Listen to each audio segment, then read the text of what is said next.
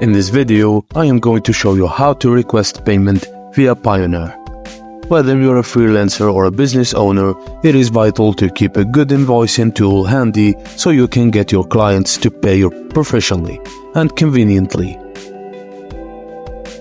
To get started, sign to your Payoneer account, or if you haven't already have an account, register one. Sign in. On the left menu, click Get Paid and then go to Request a Payment.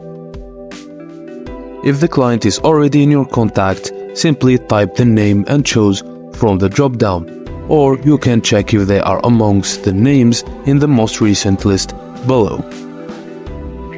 If this client is the first time requesting payment from, then you will need to add them as contact. Click Add New Payer, select the payer type, and enter the payer details, including name, website, email, and country, then click Next. Now, enter the payment details, including the amount you would like to receive from your client, followed by its currency.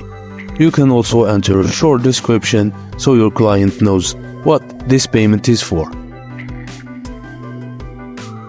As an optional step, you can add relevant documents such as an invoice or a contract.